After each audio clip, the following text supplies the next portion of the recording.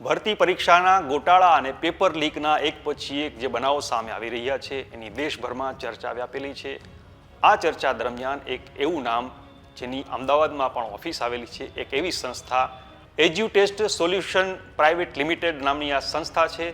એ સંસ્થાનું નામ પણ આ વિવાદમાં ઘેરાયેલું છે। ત્યારે આ સંસ્થાને ઉત્તર પ્રદેશની યોગી સરકારે એક અઠવાડિયા પહેલાં જ બ્લેકલિસ્ટ જાહેર કરી છે। આ બ્લેકલિસ્ટ સંસ્થા હોવા છતાં પણ કેન્દ્ર સરકારની મહત્વની જે ભરતી ટૂંક સમયમાં યોજાવાની છે તે પરીક્ષાનું આયોજન કરવાની જવાબદારી પણ એનો કોન્ટ્રાક્ટ પણ આ સંસ્થાને મળી ગયો છે। એની વાત કરવી છે આ વિડીયોમાં। નમસ્કાર, વાઇબ્સ ઓફ ઇન્ડિયામાં આપનું સ્વાગત છે। વાત છે એજ્યુટેસ્ટની, જેના સ્થાપક સુરેશચંદ્ર આર્ય એક હિન્દુ સંગઠનના પ્રમુખ છે। પીએમ મોદી તેમના કાર્યક્રમોમાં હાજરી પણ આપતા હોય છે। કંપનીના મેનેજિંગ ડિરેક્ટર વિનીત આર્યને જેલ થઈ ચૂકી છે, પરંતુ તેમ છતાં તેને ભાજપ સરકારો તરફથી પરીક્ષાના કોન્ટ્રાક્ટ મળવાનું ચાલુ છે।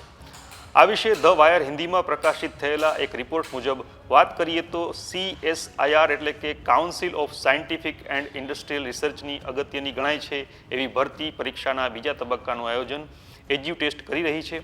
આ એજ્યુટેસ્ટ કંપની વિવાદોથી ઘેરાયેલી છે। એની વાત કરીએ તો આ કંપનીએ પહેલા તબક્કાની પરીક્ષા લીધી હતી, એમાં ગોટાળા થયા હતા।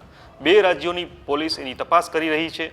પહેલા તબક્કાની પરીક્ષામાં ઉમેદવારોએ મોટા પાયે ગરબડનો આક્ષેપ કર્યો હતો। ત્યારબાદ એ કેસ CAT એટલે કે સેન્ટ્રલ એડમિનિસ્ટ્રેટિવ ટ્રિબ્યુનલમાં છે। બીજી તરફ ઘણા ઉમેદવારો હાલમાં પહેલા તબક્કાની પરીક્ષા દરમિયાન ગેરરીતિ કરવાના આરોપમાં જેલમાં છે।